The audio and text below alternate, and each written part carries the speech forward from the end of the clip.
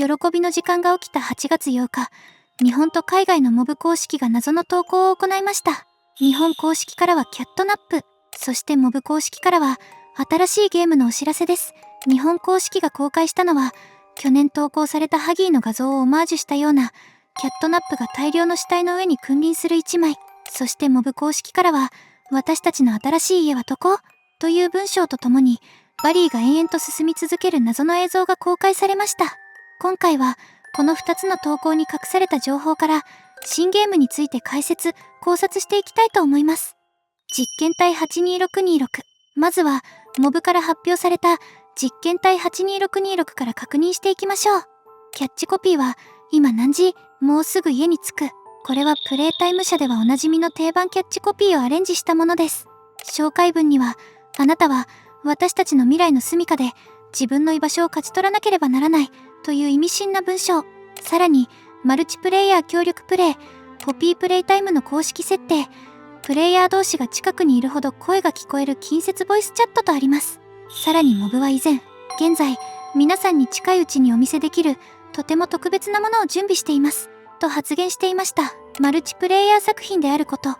そして先日プロジェクトプレイタイムのサービス終了が発表されたことを考えると、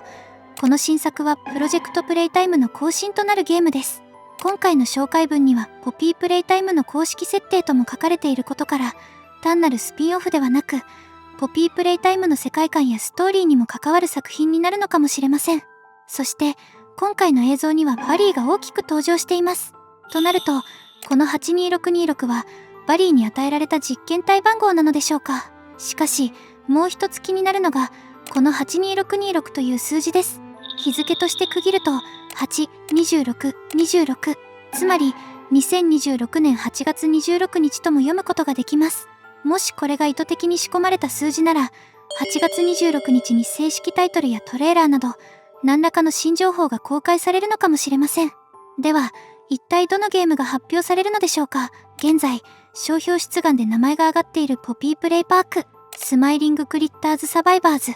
このどちらなのか、はたまた、全く別のゲームなのでしょうか。次は、Steam に掲載されている5枚のゲーム画像から、ヒントになりそうなものを探していきましょう。ランチの文字や扉の装飾などから、チャプター3のプレイケアにある学校を彷彿とさせます。また、ロープがやや低めに垂れ下がっており、足場なのか、綱渡りに使うようなロープもあります。地下のようなエリアには、プレイタイム社ではおなじみの積み木型の装飾があります。ただし、施設全体はかなり傷んでいる様子です。モニタリングルームのような場所にも気になるものがあります。これは、おそらくバリーでしょう。そのバリーに乗るためなのか、積むためなのか、足場のようなものが設置されています。さらに前方にはシャッターがあるため、線路が続いており、ここが駅のような場所であることも推測できます。最後の画像にはエレベーターがあります。その中にはぼやけていますが、複数の小型個体が乗っているように見えます。さらに画像を明るくすると暗号が隠されていました。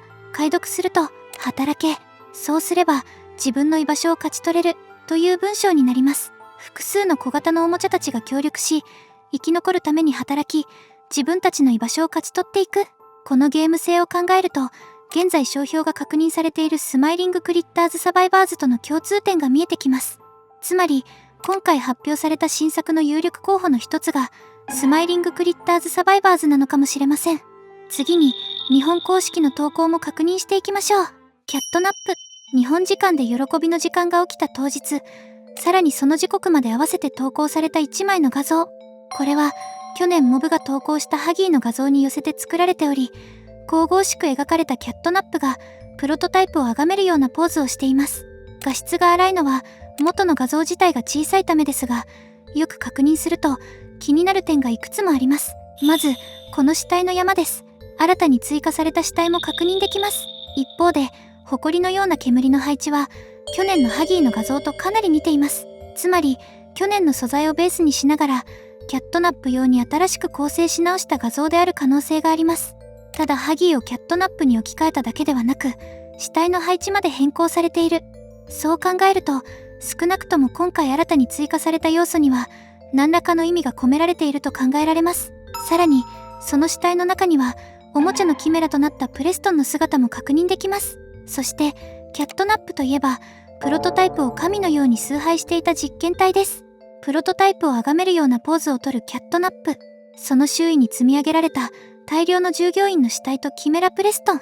そして、この画像が投稿されたのは、喜びの時間が起きた8月8日です。これらの要素から連想される存在は、やはりプロトタイプです。そう考えると、キャットナップを照らしているこの黄色い光も、ただの演出ではなく、プロトタイプの存在や観光を示しているのかもしれません。では、このキャットナップの投稿と、新ゲームはどのようにつながっていくのでしょうか。バリー、ここまでの情報から、今回発表された新ゲームの有力候補として、スマイリングクリッターズサバイバーズが挙げられます。以下、名前が長いためサバイバーズと呼称します。今回、何度も登場しているのがホームという言葉です。あなたは、私たちの未来の住処で、自分の居場所を勝ち取らなければならない。働け。そうすれば、自分の居場所を勝ち取れる。さらにモブ公式は、私たちの新しい家はどこ？とも投稿しています。未来の住処、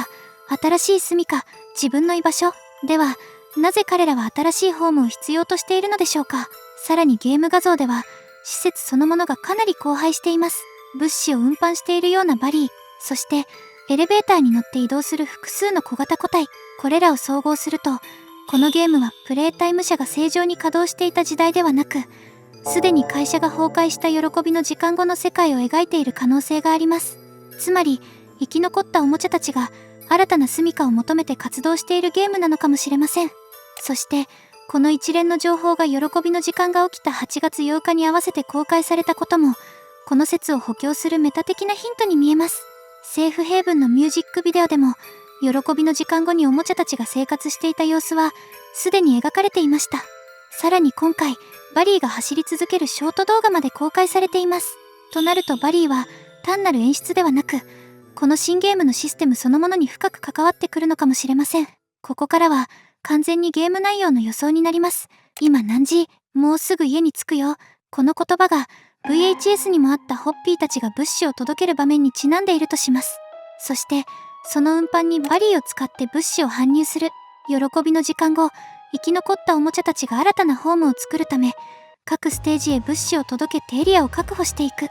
そして、働け。そうすれば、自分の居場所を勝ち取れるという言葉通り、プレイヤーたちは働くことで、自分たちの居場所を手に入れていくのかもしれません。もしそうなら、このゲームでは、これまで断片的にしか描かれてこなかった、喜びの時間後のおもちゃたちの生活や社会が描かれる可能性があります。そして、その裏でプロトタイプが関与しているのであれば、8月8日に日本公式が投稿したキャットナップの画像ともつながってきます。8月26日にサバイバーズに関する何らかの新情報が公開されるのかもしれません。続報に注目です。この動画が面白かったら、チャンネル登録、高評価お願いします。